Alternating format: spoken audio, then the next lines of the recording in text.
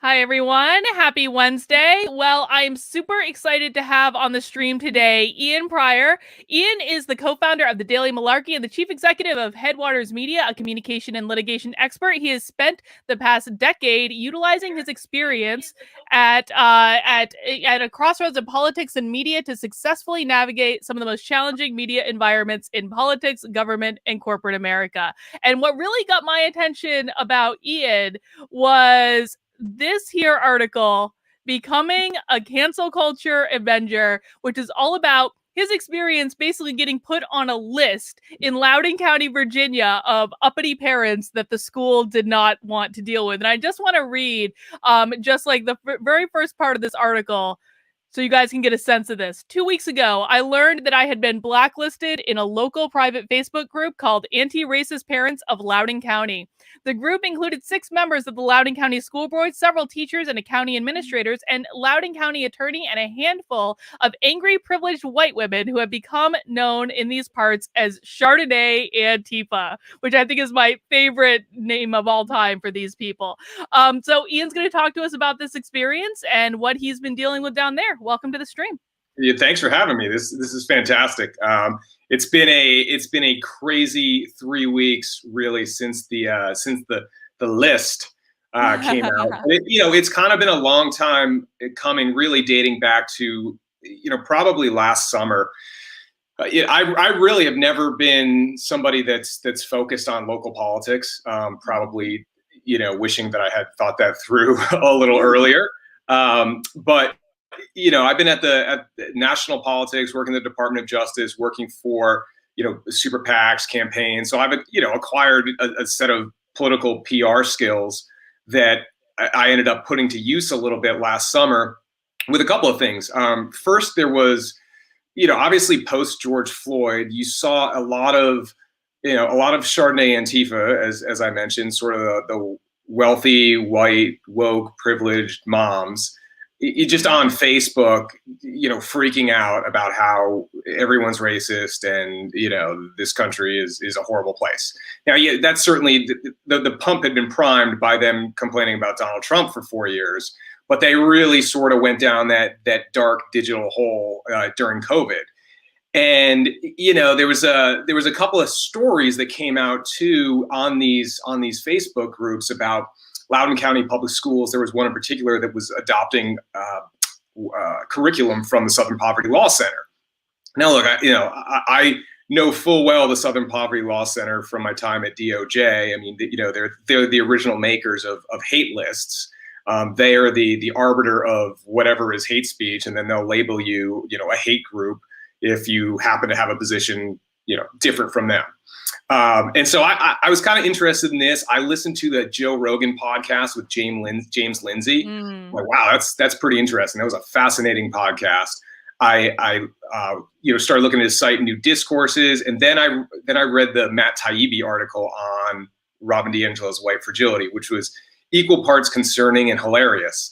So I basically said, I'm going to FOIA whatever it is the school system is doing. They keep talking about this equity program and their commitment to equity.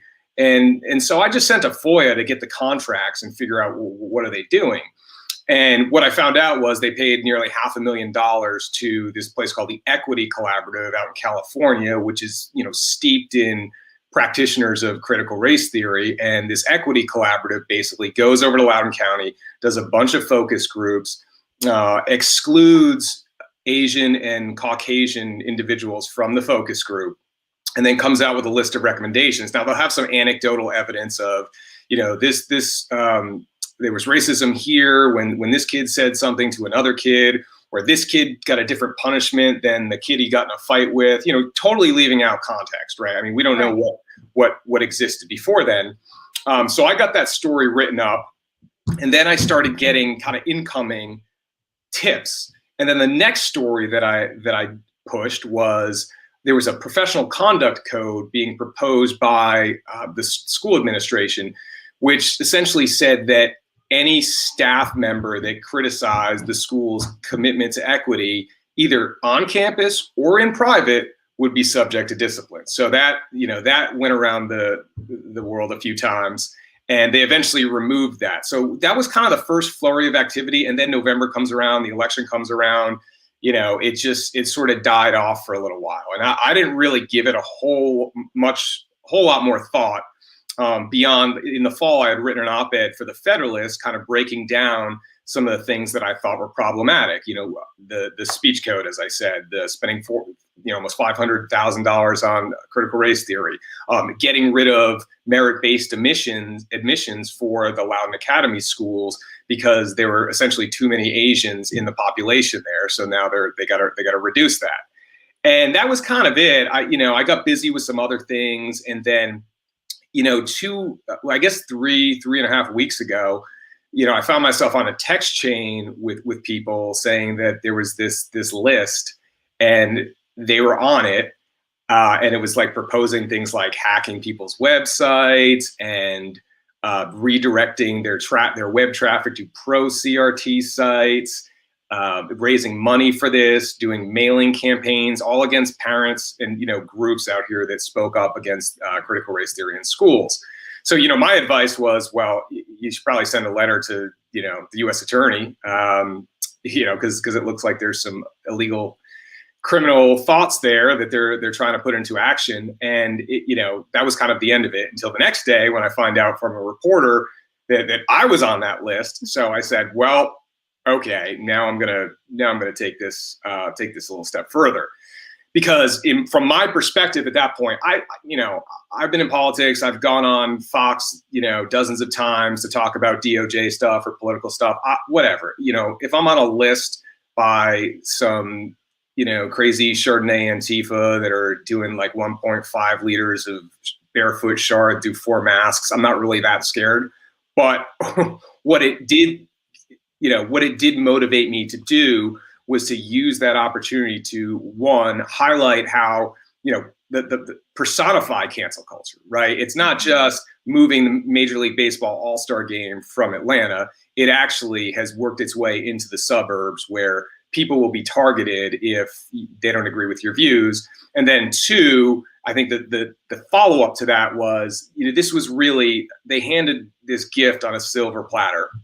And that gift was the ability to now focus, laser focus on Loudoun County Public Schools and start putting pressure on them to, talk about what they're doing, stop what they're doing, and also the school board, because, 6 of the 9 members of the school board were in this Chardonnay Antifa Facebook group.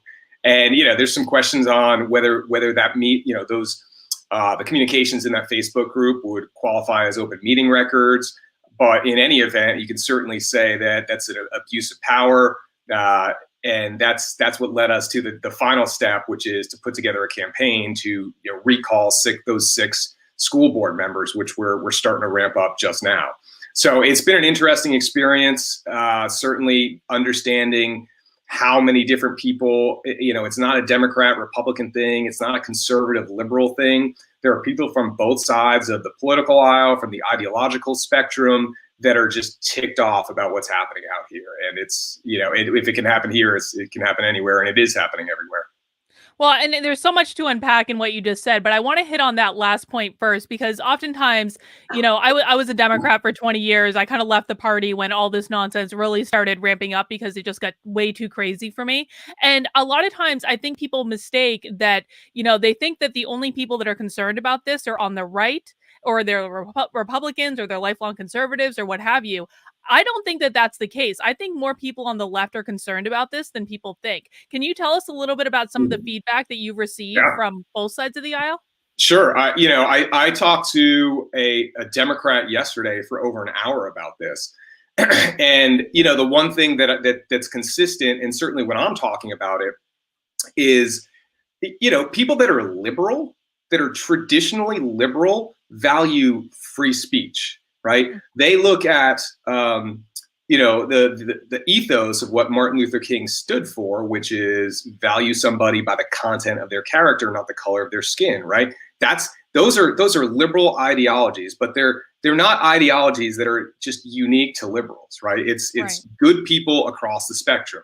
And what I find is that, and I certainly believe this, but people that are traditionally liberal or maybe Democrats feel that any policy decision, any educational decision that discriminates for the purpose of anything, whether the intention is good or not, that takes you farther away from the ultimate goal, which is everybody just judging somebody by the content of their character.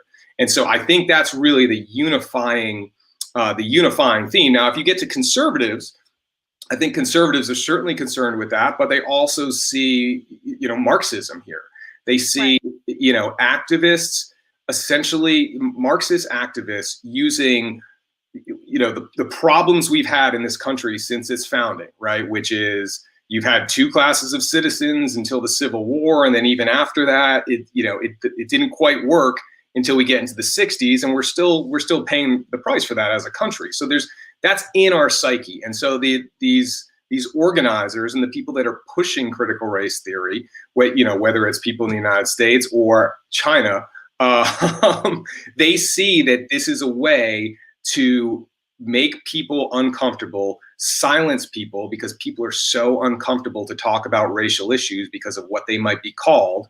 And it makes it impossible to stand up and say, no, you know what, I don't agree with this.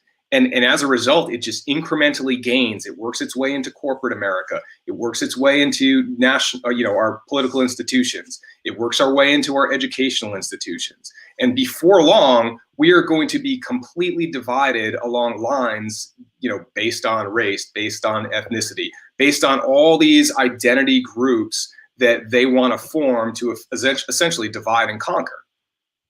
Yeah, no, I absolutely agree with that.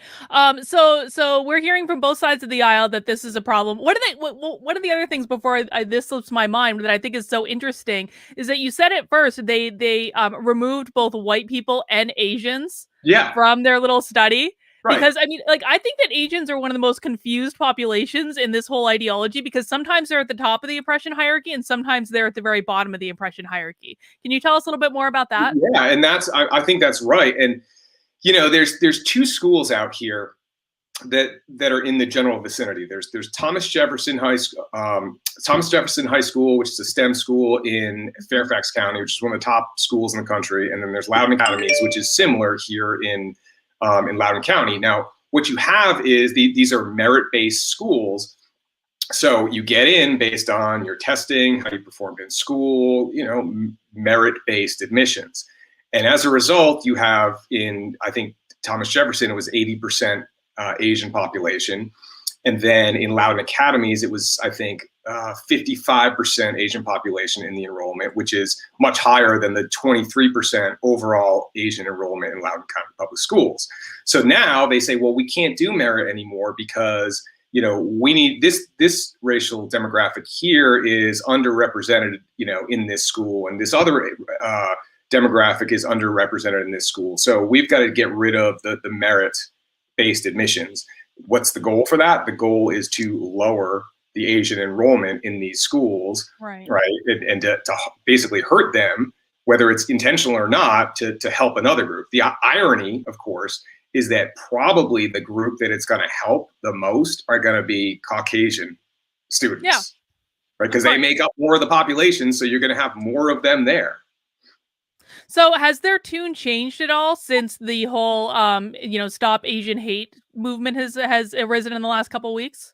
No, because they don't, I think that especially at this local level, they're not savvy enough to realize that they're being gaslit into doing all this stuff. Mm-hmm. And they just think that, conservatives, Republicans, whoever, they're all bad guys, they're all evil. So we're gonna help every separate group. And we're going to stand for every separate, demographic. But what they don't realize is that the policies that they're putting in play are basically pitting different demographics, different races against each other for these very reasons. And, it's like, how can you come out there and say, well, we just stop Asian hate, as the superintendent of Loudoun County Public Schools did. He put out a message after the Atlanta killings about, this horrible crime to the Asian community. Of course, but at the same time, you guys are putting in place policies that are completely detrimental to the Asian community here in Loudoun County. Mm-hmm. Absolutely. So in your article, you wrote about how you were targeted by these lists twice. What Mhm. does that mean that you were put on the list by Chardonnay Antifa? Yeah, so basically they were asking for people that had spoken out on critical race theory. Mhm. The first time I was put on, well, I don't know if it was chronologically, but I was added to the list because of this op-ed I had written in the Federalist outlining how Loudoun County Public Schools is using our kids as guinea pigs in a critical race theory experiment. And then the second time was interesting. They put me on there because I went to a school board meeting and spoke out about First Amendment concerns on the professional conduct policy, saying that Oh. teachers could not go out and speak negatively about the curriculum. Which, I don't know if they've read any of the Reconstruction Civil Rights Acts, but it is a crime to conspire to intimidate somebody from exercising their First Amendment rights, or that has exercised their First Amendment rights. And I mean, when they write First Amendment concerns, I mean, not that they're going to get prosecuted, but it's like, well, you just kind of signed it there. You signed your Yeah. own confession there, which I think that's part of the problem, is that so many of these people, I don't necessarily think they're ill-meaning. I think that they've been radicalized by this stuff online. COVID has certainly has created the opportunity for radicalization on both sides of the aisle, right? I mean, these are the same people that'll be talking about QAnon and Oh, whatever yeah. group they want to say on the right, and radicals and whatever. Well, they're just as radicalized because they're not seeing clearly on, hey, you shouldn't do this. It's a bad idea. Maybe if you have an issue with it, you could sponsor a debate between both sides, have a Zoom call, invite the press, whatever. If you're so confident, then just argue it out. Yeah, well, and they never debate. Robin No. DiAngelo never, ever, ever debates. But you know what's so funny about the free speech argument? So we were just chatting, guys, before we came on air about the bill in New Hampshire. So in New Hampshire, the Democrats have tried 3 different ways to argue against this bill banning the teaching of divisive concepts. The first thing they tried to argue was that it was racist, of course, and that didn't work. The second thing they tried to argue was that it was transphobic. That didn't work because trans people aren't even mentioned in the bill. But the third thing that they landed on is that this anti-CRT bill is it goes against free speech. Because all of a sudden the Democrats are embracing free speech when it Right. comes as a talking point. But what was really funny is that we had a whole bunch of signs made to support the bill that were distributed all around New Hampshire. They actually went around, and they're so committed to free speech that they went around in one night and stole dozens of signs and tried to destroy banners that were hanging really high up so they couldn't steal them. So it's like they're totally in favor of free speech when it works for them and not in favor of it at all when it doesn't. Yeah. What I would like, we keep getting into this with the school. Every school board, you've got dozens of parents showing up, and they're ticked off. They're ticked off that schools aren't open. They're ticked off about the curriculum. They were ticked off, as they should be. And the school board just sits there and takes it, and that's the end of it. And then every bad story that gets written about the school system, you get a Friday. Sometimes you get like a Friday 4:30 statement from the schools that they put out. Whatever, they think that's going to be the end of it, and then you put out another one that contradicts them, and then they come out with a new statement, and then there's more evidence that contradicts their second statement. So I propose, hey, listen, if you guys aren't teaching or aren't using critical race theory, there's a lot of confusion that you guys have created. It's also BS because you are. Why don't you have a town hall meeting? You can have the school board there. You can have the superintendent, the director of equity, the chair of the MSAC committee, who put out an official statement 2 weeks ago about how they were going to silence the opposition. And we'll ask questions, and you can answer those questions. We'll even invite the press. And if you're right, well, then, I guess that'll be our Waterloo. But I don't think it's going to be. Mm-hmm. Do you think that the school board knows what they're doing when it comes to this? No, I think there's one. Look, I mean, one of the ladies on the school board falls asleep during the meetings. I don't think she knows. There is one though. Her name's Beth Bart. She's the one really.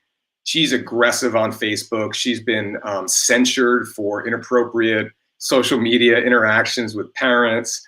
She was stripped of all her committees for the same reason. she was the one that kind of started this whole list. I mean, she didn't make the official call for here's what we want to do, or please give us some names. But she, she was an instigator in this whole thing happening and would chime in every once in a while. And, she keeps doubling down, right? I mean, she'll say all the key terms: silence is violence, silence is complicity, and so I'm not sure if anyone knows the game, it's probably her. I think the rest of them are probably waking up now and thinking, geez, I can't believe I took this job for $20,000 a year, because we are making in the press every single day. Well, and I mean, like in New Hampshire, the state representatives here don't even get paid. So I kind of wonder, like, why some of them, once it becomes clear what this ideology is and that it's not what it's being portrayed as, I kind of wonder why some of them are so committed to continuing to dig in their heels, honestly, because, from my perspective, it's just an objectively bad thing to teach children when you probably should be focusing on teaching them things like how to read and how to write and how to do math. Although math is racist now, so Yeah. I mean, who knows? Or like science, or any of these things that are actually going to contribute to their success in the world. And you're focusing on teaching them critical race theory and all this nonsense instead. I mean, it just seems like an objectively bad idea. And I don't understand why more parents aren't upset about the fact that this subject matter is replacing things that they should actually be learning, like history and writing and all of these things that are significantly more important. So there's kind of an interesting recent history here in Virginia that, a lot of people, myself included, think has led to this whole thing. The first incident was Ralph Northam with the yearbook photo, and he's wearing blackface, right? And people were expecting him to resign, but he didn't. And my feeling is he got backing from the local Virginia NAACP, and they're like, look, we'll support you, but we want to see some changes made in the state's education program. Same story in Loudoun County.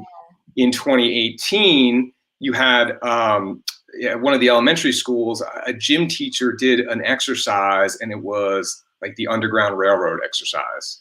And so there's like kids running away from masters. Bad idea. I don't know, but who knows? I mean, that could have come from one of their equity consultants. I don't know.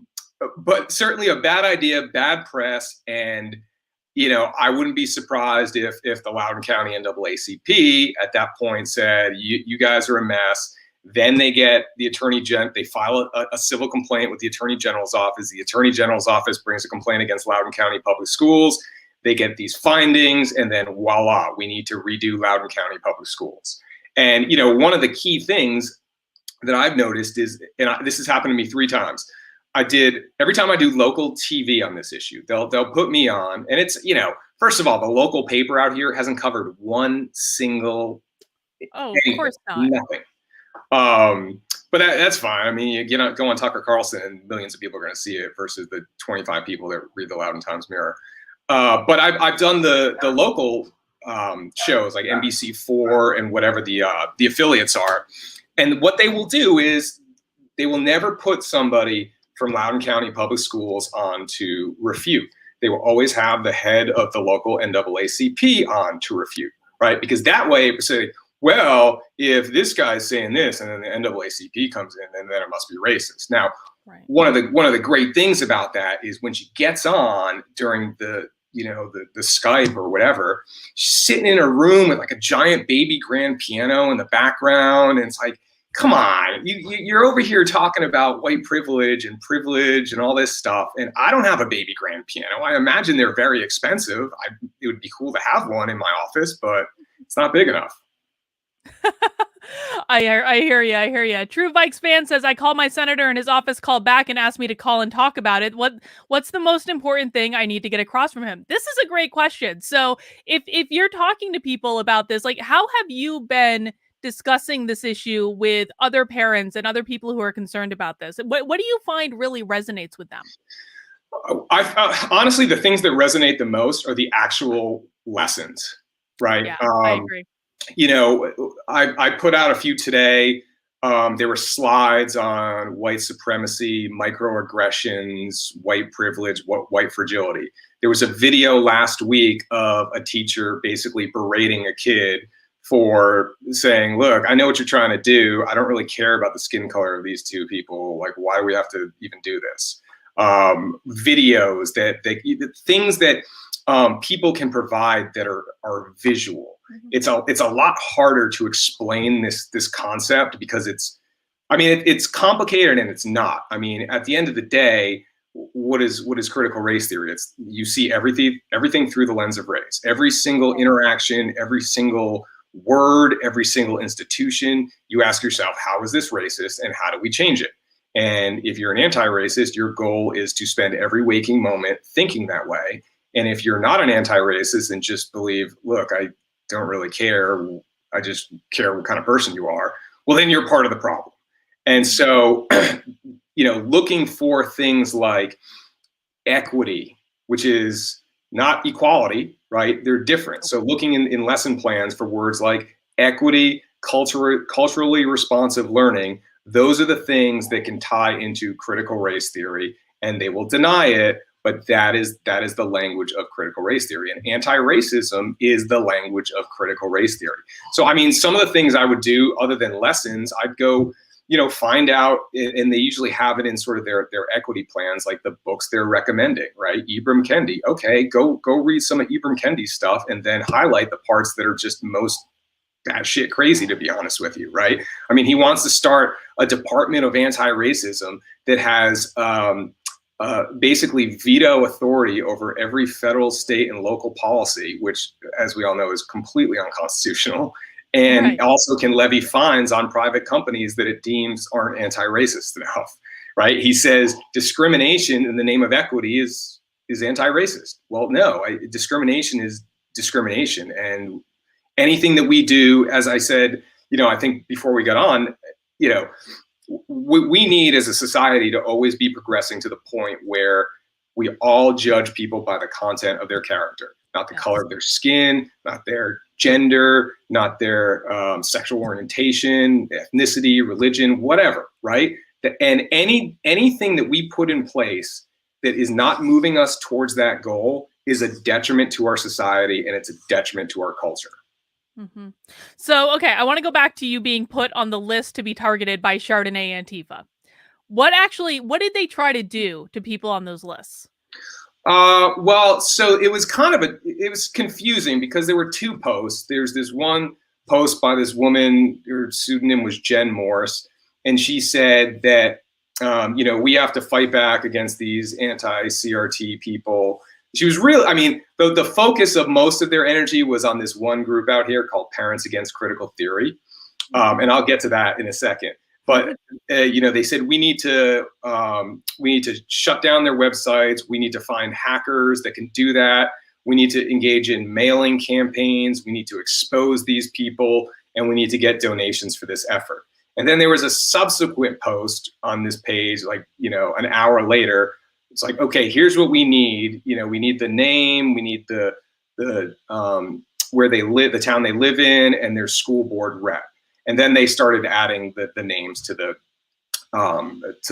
post. Now, you can't hack my website. There's nothing really on it. Good luck. Like, this is my point. Like, you're gonna cancel me?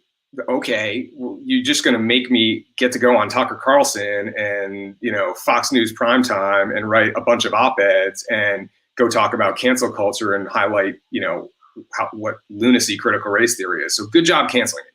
But they did get this one guy's GoFundMe page taken down. So this guy, his name's Scott Mineo, and he is like a FOIA machine, and he is knee deep in this stuff. He gets all the information.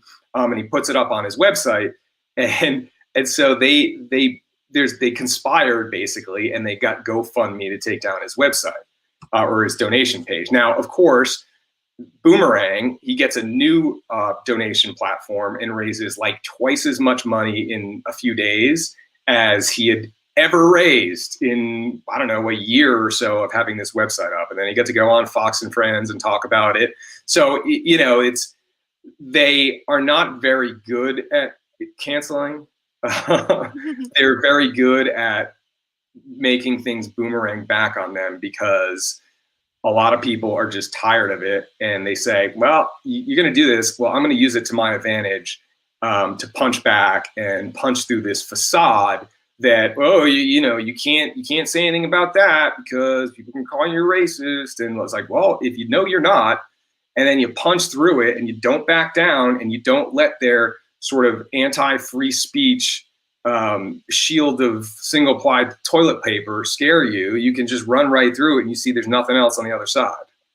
Yeah, well, and this is the point that I keep trying to make to people. So I'm really glad you're hitting on this point as well, because my perspective is that I understand why people are afraid to speak out. I totally get it. I've been canceled like 3 times. It kind of sucks. It is not the most fun thing to go through. But once you get canceled, you figure out how to like avoid it in the future. You figure out how to mitigate against it. So it's really not the worst thing that's ever happened. But I mean, my larger point lately has been, if everyone that was against this nonsense going on in schools or organizations or anywhere else just spoke up and said, no, we're not going to do this anymore, and we're not racist, and we're sick of you telling us that we are, then all of this would be over in a second. But it's just people's refusal to speak up, and they always make these excuses about, like, I'm afraid I'm gonna lose my job, this, that, and the other thing. I mean, have you interacted with parents that are, maybe emailing you privately and they're just like, they won't speak up about this? Oh, absolutely.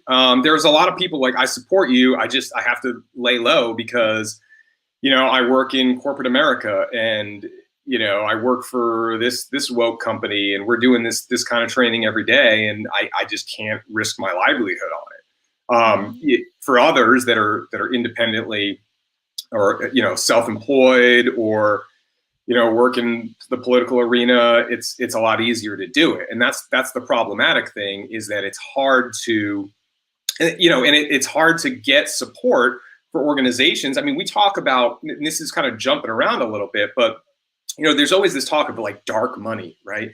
Dark money is so bad because it hides its donors. And well, okay, but what about all the people out there that are trying to look up this guy's GoFundMe page and put the people that donated him on a list? Now, I'm not saying there shouldn't be transparency in fundraising and, political activities or advocacy activities, but you kind of see the other side of that argument on why you need, C4s and C3s to donate to, because you could find yourself targeted by, whoever in your community for donating to, I don't know, pick a cause, pick a candidate. Mm-hmm, mm-hmm. What do you like when you're speaking with parents about this that are concerned? Like, what are the, I don't know, have you been able to get someone that was hesitant to speak up before to then, kind of speak up and push back? Have you been successful in that? Yeah, what have you said? So basically what happened is, after this first week of, the list issue, I said, all right, we've got to kind of rally around this. And, what I didn't want to happen was people just focusing on the Chardonnay Antifa characters, right? Because, okay, at the end of the day, that's it's a concerning story. It's a concerning trend. But I don't think, getting in kind of these pissing contests with other people in your community on Facebook is productive. So I wanted Sometimes it can be fun, though. Let's just it can be fun. So I wanted to elevate the conversation and turn it into, talking about the schools. And so I put together a group of, 5 or 6 parents, none of them who have ever taken part in a press event before. And then we got about 15 or 20 people to stand behind us, and we called a press conference in front of the school board. And, we had 6 people speak, 5 or 6 people speak. That, again, like, I was the only one that's ever probably spoken to the media.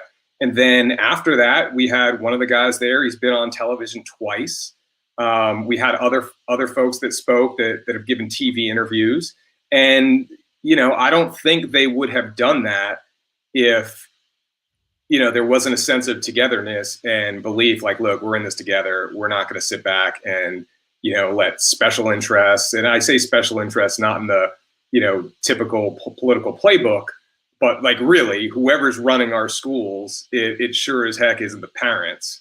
And I don't think the school board has a firm grasp on it either. So, that's one of the goals, is find out who's running these schools and, put a stop to it. Mm-hmm, mm-hmm. Katie Myers says, do these CRT pushers know they're promoting racism and don't care? Or are they just not realizing what they're promoting is racist? What do you think, Ian? I don't think they realize it. I think they are so deluded in the righteousness of their cause and their beliefs that they honestly think this is the new civil rights movement, right? And that's part of it. I agree. These people are like, well, I want to be part of the new civil rights movement. Like, what are you talking about? This isn't, Birmingham in 1963 or Memphis or Mississippi, right? It's different. It's a different world. And if you're planting your flag on, the George Floyds of the world, or the guy in Kenosha, like, you're not going to get very far, because there's a lot more nuance there, and socioeconomic issues and law enforcement issues. And it's not a clear cut thing, but they've come to believe that every single thing you need to look through the lens of race. And if you look at every single thing through the lens of race, then everything's going to be about race. And so they've just wrapped themselves silly around this stuff and think this is the way forward. Now, I think that some of the people pushing this stuff may have other motivations. Robin DiAngelo has the motivation to keep selling books and to keep raking 20 grand an hour to talk about those books. Ibram Kendi, who's getting how much money from my alma mater, Boston University, for his anti-racism center. I went there too, man. I'm so upset about this. If I had the time, I would respond to all those fundraising emails saying, no. Yeah, no. Here's why. Well, did you hear that they just hired a new person at that anti-racism center, and his title is something like director of the narrative? Oh, I'm like, you need a director of the narrative. This is a full-time position. Okay. Yeah, and so they have their own motivation to keep this going. And then, I've seen some of the tweets from the Chinese Communist Party on this stuff, and they are trying to drive a wedge. There's no doubt about it. And I think people need to be really concerned about how foreign influence campaigns work to divide us. Like, everyone talks about, Russia and the 2016 election, and okay, sure, you think Russia's the only one doing it, and you think that these foreign powers are only, trying to do this on the political right. They're just like, well, we're just going to target those people and go after Hillary Clinton. And they're like, we're done. No, their whole job is to create chaos, divide the American people. And right now, this is the lane. It's take the thing that American society is most vulnerable on when between each other, which is the issue of race, and turn that into something that will further divide people and really set America on fire, while powers like China stand to gain. Well, and that's another thing. And, this is something I've been discussing on my channel as well. A couple weeks back, I had a woman on here named Lily Tang Williams, who grew up in China during the Cultural Revolution, and explained exactly what that was like and what the parallels are between what's going on in America now and what happened in China then. And this is one of the things that they don't have a good answer for this question of, like China. Joe Biden says that the Uyghur Muslims in the concentration camps are just different cultural norms. Why the social justice warriors are not outraged by this, I have no idea how they can deal with that level of cognitive dissonance, where concentration camps in China are okay, but really the emergency is that everyone is racist in the United States. Right, and having a multi-billion-dollar deal between Major League Baseball and China is okay, but having the Major League Baseball All-Star Game in Atlanta, that's not okay, right? Like, they just can't. There's no moral compass on how, whether it's the government, and the administration, or corporations, they just bend to the will of whatever the news is saying. Right, whatever you're hearing from CNN and MSNBC and the Atlanta Journal-Constitution, that's where they go, and they have no sort of backbone and say, listen, we're not going to fall for that. We're not going to fall for the pressure being put on us, and we're just going to stand firm and have the All-Star game. And we're not going to get involved in political decisions. We're a company. We sell the product of baseball. Mm-hmm. And you saw it with Nike and the Betsy Ross shoe. Colin Kaepernick. I mean, I could talk forever about Colin Kaepernick, just because being from New England, when I saw post Super Bowl how they were like, Tom Brady can get away with his political views, but Colin Kaepernick can't. It's like, yeah, there's 7 reasons why. You know what I mean? Exactly. Like, if Colin Kaepernick had 7 Super Bowl rings, I'm pretty sure nobody would be like, well, we don't like his politics, so we're not going to sign him. No one would care. Absolutely not. All right, guys, if you're enjoying this conversation, I hope you'll give us a thumbs up and let YouTube know, the YouTube overlords know, that we're having a good little chat here. All right, we got some super chats. George wants to know, I teach English in Brazil, and in a class I mentioned to a student I'm against black quotas in college, and she just said, shut up and listen to black people. And I gave her Gothic's channel. Like, guys, if you haven't watched Gothic's is awesome. Yeah. So this whole shut up and I hear this constantly. I've been hearing this from the state legislators in New Hampshire, just shut up and listen to the experiences of black people. But then they don't want to listen to black people who disagree with their ideology. You're not supposed to listen to those. So you're only supposed to listen to the right kinds of oppressed minorities, I suppose. Well, yeah. I mean, you shut up and listen, but silence is violence. It's all very confusing. Like, where do we fall in that range on any particular day? I don't know. But again, I think this all goes to the very foundation of what critical race theory is, which is we need to create words like anti-racist that if you say you're not that, well, you're guilty. We need to create systems where you can't say anything and oppose us, and we're going to use sort of this collective guilt that exists in this country for a variety of reasons. We're going to use that to deter you from speaking out about it. And so they're able to push this narrative and push these programs and these curriculums through our schools and our government, and nobody talks about it. I mean, when's the first time you heard somebody speak about critical race theory in a, big political debate? And it was Trump. Now, I would have preferred if he had gotten a little deeper into it, because I thought the answer was like, well, look, first of all, Chris Wallace is saying it's a diversity training. Like, give me a break, like diversity training. Yeah. But you're seeing more and more of it now. You're seeing more of it especially with this. I am convinced that Major League Baseball, and we've talked about this on dailymalarkey.com a bunch of times, the Major League Baseball All-Star Game is kind of the woke inflection point. And you're starting to see people say enough of this crap. Yeah. And you're starting to see Republican senators that sometimes they don't usually engage in these kind of debates, but they are piling on. And if you're Major League Baseball and you're thinking more than 2 years ahead, then you should be worried about that coveted antitrust exemption, because as the Georgia House of Representatives showed when they got rid of Delta's $35 million tax break, people are starting to say, all right, you want to play the cancel game? Well, we'll just take away the benefits that you probably don't need.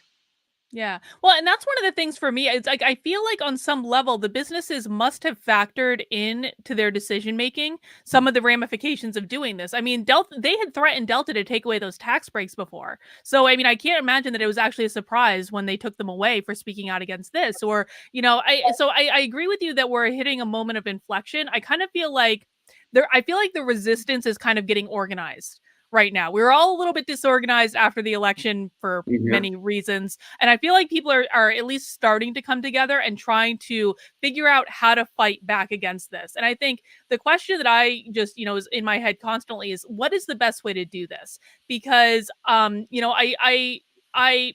what I've landed on, and I want to get your reaction to this, is we need to expose the hypocrisy of what this is. We need to make it extremely easy for people to understand and wrap their head around. which is like, I love James Lindsay to death. I think that he's still very high level for a lot of people who are going to sit down and listen to him for 3 hours, even though I would. Most people aren't going to do that. So we need to dumb it down. And I think that we need to just keep throwing sand in their gears to slow things down, to be an inconvenience to them, to be a little bit of a nuisance to them. But beyond that, I don't know what other good ways there are to practically fight this beyond the legislation that we're trying to do in New Hampshire and that several other states are doing now. What are your thoughts on that? So yeah, and I've thought about that a lot, and I agree. There's a lot of the writing on this is very dense, right? It's very long, and it doesn't really work in sound bites. And it makes you insane when you're reading it too. I've descended into madness in the reading of these books. It's not bedtime reading. No.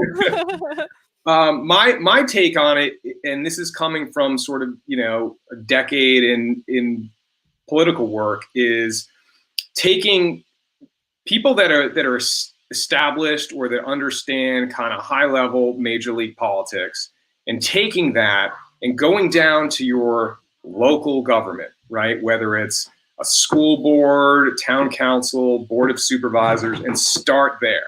Raise money, right? Use the news cycle to go raise money. When your school does something stupid, you get a national story about it, you fundraise off it, rinse and repeat. And then you keep the cycle going by, getting more information, and people will generate an interest in it, right? And so if you have the connections, you can do that. And then you target these local school boards, right? You put together a political action committee, whatever you want to do, and then you go and you support common sense individuals for school board. And you take the big league fight to the minor leagues, and you make sure that they know, if you're going to come out here with all this crazy critical race theory stuff and put it in our schools, we're going to come and we're going to make it very difficult for you to win. And you're going to look bad because this stuff is bad.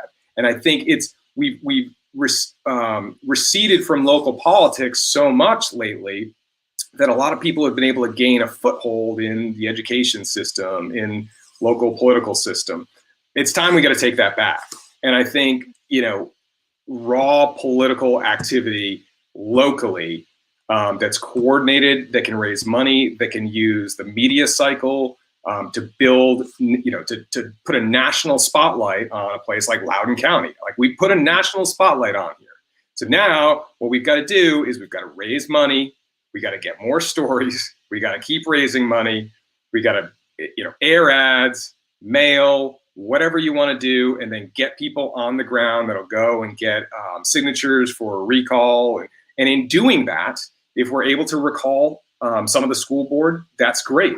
I think there's at least one that is a fantastic case, but I would say that there's a good case for all 6 of them that were on that Facebook group. But in the meantime, we're also raising awareness for what's going on and ending around this sort of local press and putting the message out there in 15-second digital ads, 30-second cable ads that is going to be understandable to the average person. And so I think that is, at least from my perspective, the way forward on how to take back what's going on in our country culturally, is taking those major league politics and bringing them locally. Now, the other side will react, and they'll do the same thing. But it's, that's where it's going to have to be fought. Well, and this experience with me in New Hampshire, what it's shown me is a couple of things. One, the average parents really do not know what's going on, and there needs to be a process to actually show them, here are what your kids are learning in school, here's what's going on in the school board. And that can only happen through like one-on-one presentations or just, conversations, things like that. But 2, once you finally start fighting back against it on the local level, the other side, they don't know what to do. They don't know how to fight this on a logical level. And they make these crazy statements about emotions, or like how they're feeling about this, or how they've always been discriminated against their whole life, without providing any facts or evidence to back that up. And from my perspective, they start to make themselves look insane anytime they're challenged in even the most minor way on these issues. Yeah, I totally agree, because they don't see both sides. Right. And I think that's part of the problem. Like, I've read a ton of Martin Luther King I'm a huge Jackie Robinson fan. I started reading these kind of books when I was younger, right? Like when I was a kid, I had these books. It was they were for 8 to 10-year-olds. Like the value of this, right? And one of them was the value of courage. It was like a Robinson. And it was a great book. And I was like, oh, Jackie Robinson, right? So you learn sort of all the civil rights struggles, and you think about those at a young age. And growing up in Rhode Island, my family was pretty liberal, but they weren't, drastically far to the left. And so I became a huge history buff, and everything, every piece of American history interests me. And so I'm not somebody that doesn't understand the civil rights movement and the evolution of that movement throughout the history of this country. I'm pretty sure that the people that are so hell-bent on making lists don't know anything about critical race theory and haven't really thought too much about human nature and how history repeats itself by people that think they're doing the right thing, but in reality are just suppressing free speech, suppressing open debate, making lists. Like those are the kind of things that lead to very bad ends. Yeah. So I have a member of my locals community who talks about how in Germany, they had a German Lives Matter movement in the 30s, and their whole goal was to blame the Jews for systemic oppression and systemic racism. And we all know how that turned out, and it didn't turn out very good. I just think that's like a brilliant analogy because, when we're looking at things like what happened in Germany, or we're looking at things like the Cultural Revolution, there are so many parallels to what they're doing now. And it's like they just can't see it. It's like they're blinded to history, or maybe it's history that they never learned. Yeah, and I think that's a part of it. I mean, a lot of people don't know that much about history, right? They don't read Rise and Fall of the Third Reich, or gobble this stuff up and try and understand it from this is not a one-time thing. This is a manifestation of the worst of human nature and how things can go off the rails. And it happens throughout history. It's not just, it's not like genocide was just invented in the 1930s or in the 1920s in the Soviet Union. It's happened throughout history, and it always happens the same way. It's when people seek power and they seek to silence the opposition. And the more power they have and the more successful they are at silencing the opposition, the more powerful they become. And they start to like that. And that's where you go from democracies, republics, to totalitarian states. Now, they don't all manifest themselves in the exact same way as, the USSR or Nazi Germany, but they all end up in their downfall for that exact reason. And this kind of behavior where it's you cannot say anything about this or you will be destroyed in some way, right? We will boycott you. We will ruin your life is, insane. And that reminds me, this story, I don't know if you've heard this story. You probably have. There's a New York Times article story maybe a month ago. Happened in Loudoun County. There's a girl by the name of Mimi Groves, okay? And so she got her driver's license, and she went on TikTok or Snapchat or one of those things, and he said the N-word. Now, so growing up in the 80s, like, well, you don't say that word. But then, as you get into the 90s and you're cutting your lawn and you're listening to the Chronic or NWA and you're singing around, like, oh, can I say it? Well, no one's listening. Okay. But I'm not going to do that in public right now. But it changes. The culture changes where all of a sudden that word starts to get thrown around in pop culture everywhere. And it loses its, for younger people, it loses the impact that it once had.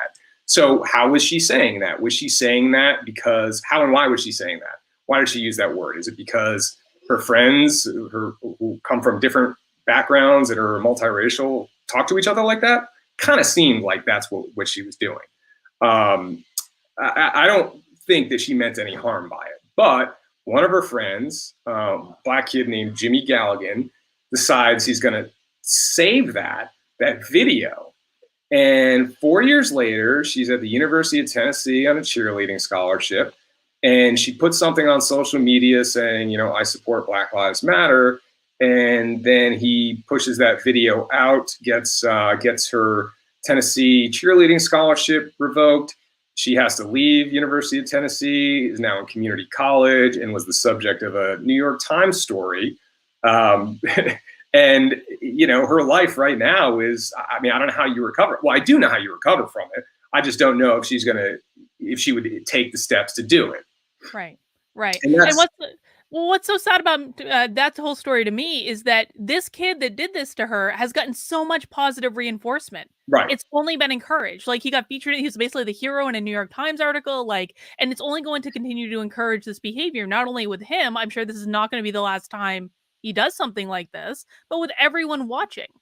Yeah. I mean, to be celebrated as a hero for ruining someone's life for, you know, something that she probably didn't mean in the way it was portrayed, holding on to it and then using it as capital to, you know, destroy someone. That's exactly what I'm talking about with that kind of upbringing of our kids, right? What is that going to lead to? Right. You know, you look at some of the older politicians, even on the Democrat side, and they're going along with this a little bit, but I don't think that that's, you know, their primary motivating frame of reference of life. But the younger people are looking at this, and this is kind of their new way. Like, how do I cancel somebody? How do I ruin this person? And if that starts to work its way into our collective way of governing and treating people, we're in for a rough time. Well, it's already done that. I mean, like, this is the epitome of AOC right here. Yeah. AOC is like and I think, you know, it's incredibly scary. You know, several years ago, the profession that most high school students wanted to pursue was influencer. And that was bad enough. But now most of them want to pursue being activists.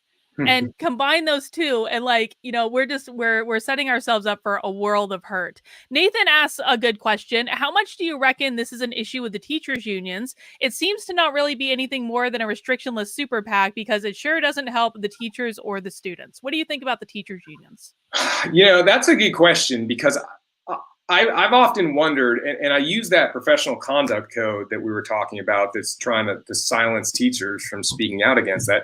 That puts the union in an awkward place, right? I mean, you can be all for the curriculum, but if you're now starting to put things in there that are targeting teachers, you would think that the union would say, no way. Now, I'm not sure what happened there, but there was also an internal email from right around when that thing got released, from the head of the Loudoun County Public Schools Minority Student Advisory Achievement Council.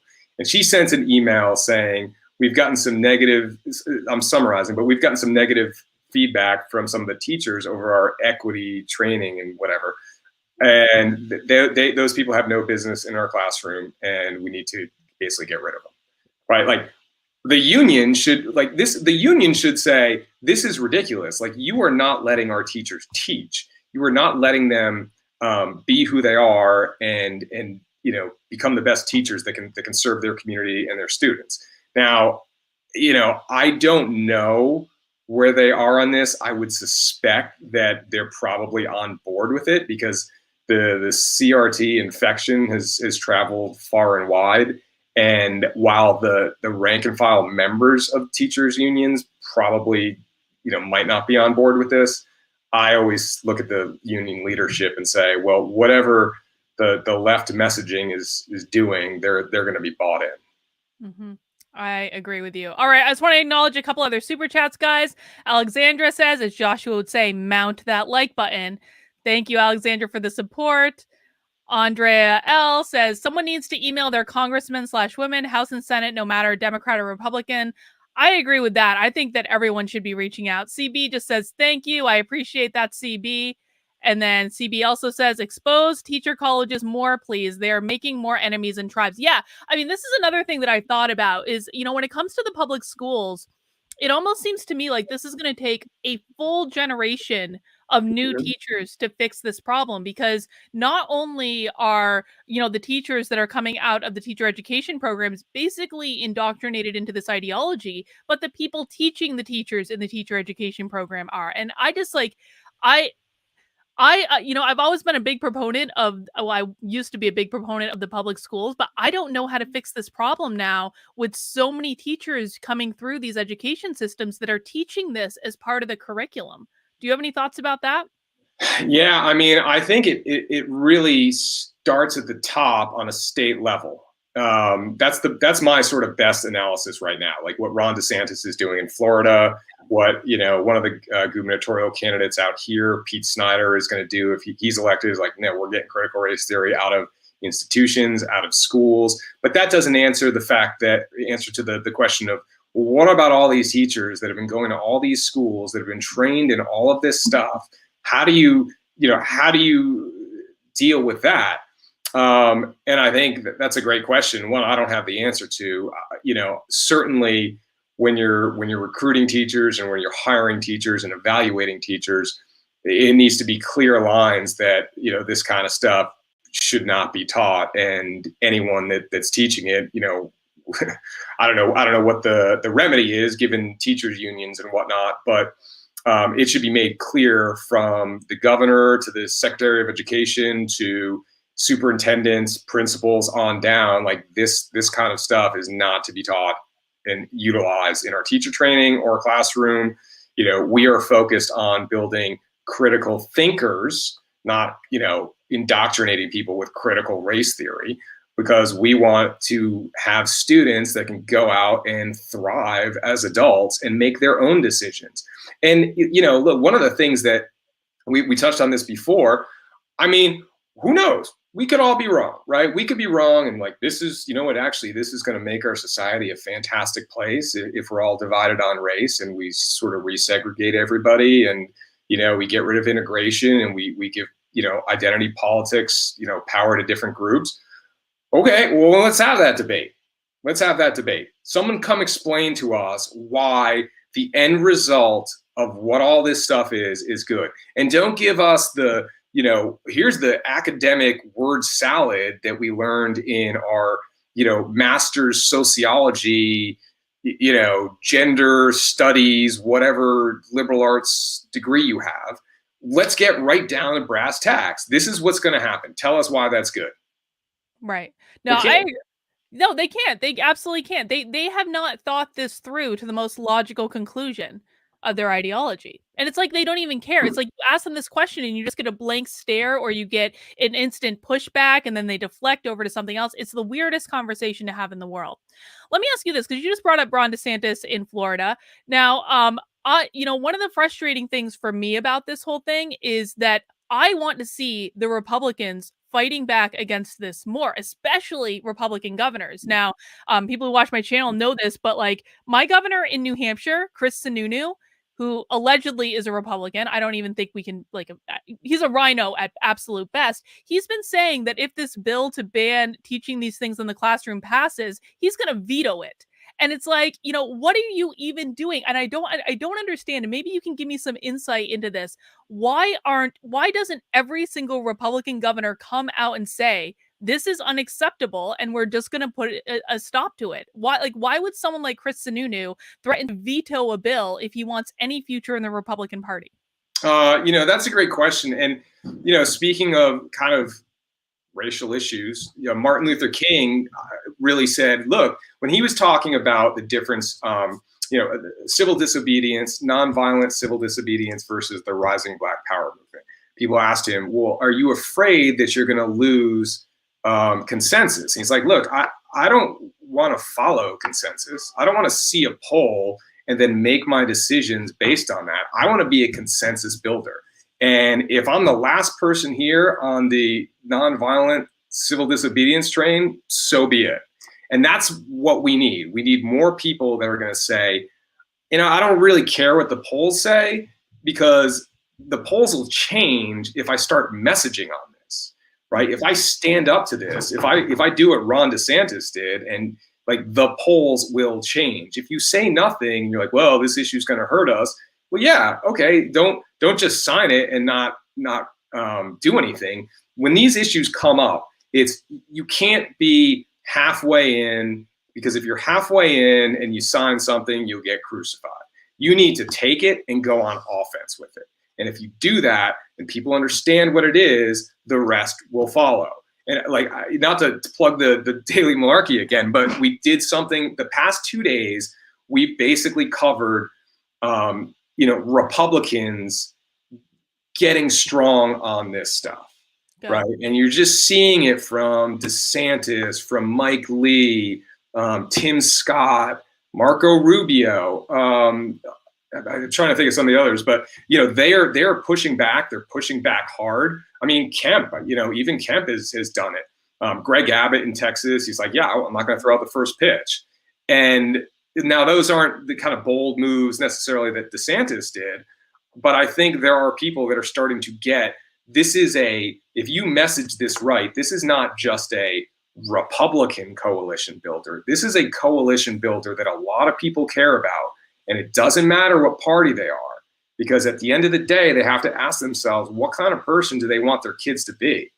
Do they want the kids to be like someone that's, not pleasant to be around, that's constantly accusing them of, being anti this or anti that, or this phobic, or, fascist, or do they want somebody that can sit there and look at someone and understand different points of view and be able to articulate their own points of view with, a historic understanding of how human nature, culture, and society have progressed and will continue to progress. Mm-hmm. I mean, from my perspective, it's really very simple. They've put themselves in a position of leadership. It is their job to lead. It is not their job to follow. It is not their job to listen to the squeakiest wheel, which is always the Democrats universally, and go where that tells them to go. It is not their job to try to cater to the media to gain approval from a media that is never going to approve of what they're doing. It is their job to put their stake in the ground and say, no, we're not going to do this anymore. Yeah, no, and the last point I think is especially important, because for years, Republicans have tried to work with the media, right? I mean, New York Times comes calling about a story. Well, look, we can talk to them and set the record straight, and so they'll write a fair story, and they don't, right? But they still have not gotten out of that zone where media is changing. Okay, no, the CNN, New York Times, Washington Post. I mean, they're basically large social media accounts at this point, right? And they're columnists posing as reporters. Meanwhile, you have shows like this, right? You've got Tim Pool, Joe Rogan, Tucker Carlson over here that get millions and millions and millions of people. And sometimes you just got to say, all right, well, this is the way it is. There are two sides to this media equation. It is what it is. I'm going to go to the side where I can tell my story. And so going back to the story about the cheerleader, she should recognize that and say, I'm going to go rehabilitate my image. I'm going to go be a cancel culture Avenger, right? I'm going to go be the face for trying to improve our country and improve our social interactions and how we deal with people by personalizing this. Because that's what's so important, is visual and personalizing. So like cancel culture, personalize it. CRT, people is like, well, how do we, what do we do? What's the best way to talk about it? And if you got the slides, it's pretty easy, right? Well, what is white fruit? What is a microaggression? Why does a second grader need to know what a microaggression is? Mm-hmm. That's all they do is microaggressions. So the last question I want to ask. So I want to bring up your article again. And guys, I want to encourage everyone to read this. And I've also posted links to the Daily Malarkey in the description below. The last paragraph says, but at the end of the day, I probably should send the lovely ladies that put me on the blacklist of Fruit Basket. They lit a fire under me and focused me on a mission to fight this toxic behavior by calling it out wherever I see it. Whether it's through biting stories in the Daily Malarkey or helping start the nonpartisan Loudon Parents for Education to recall the school board members who took part in this private Facebook group, I can say without hesitation, I am 100% on board with becoming a cancel culture Avenger and fighting against this out of control reign of terror. What words of wisdom would you give to other people thinking about getting in the ring and becoming a cancel culture Avenger? Well, I mean, I think first, philosophically, you just have to not be afraid. And that's tough, right? That's tough because some people are in different positions. So it's easy for me to say, I can go do this. I could take a reputational hit, but I don't have to worry necessarily about being fired by, Microsoft or Google, right? But be brave, number one. If you can be publicly out front on it, go to school board meetings, tell the school board, research, write letters to the editor, all those kind of things where you can publicly expose what's going on, do it. And, you don't have to be someone that's been on TV a bunch to, go out there and talk to TV cameras. Put together a group, that's fighting critical race theory in your neighborhood, in your community. Get a logo, call a press conference, and say, listen, here's what we're going to do. We're going to start a group, and we're going to support people running for the school board that are against this stuff, or we're going to recall members of the school board who've done X, Y, and Z, and are misusing their authority as members of the school board. Get a press list, right? Get a press list. Dig into what the school system is doing and put them on defense. One of the things we did, and just kind of a tactical example, yesterday we put out these slides, right? There was 2 slides from teaching second graders how to be an anti-racist. There were 4 slides from a senior class on white fragility, white supremacy, microaggressions, and there was a video of teachers at an elementary school talking about how to utilize Ibram Kendi's theory in their classroom.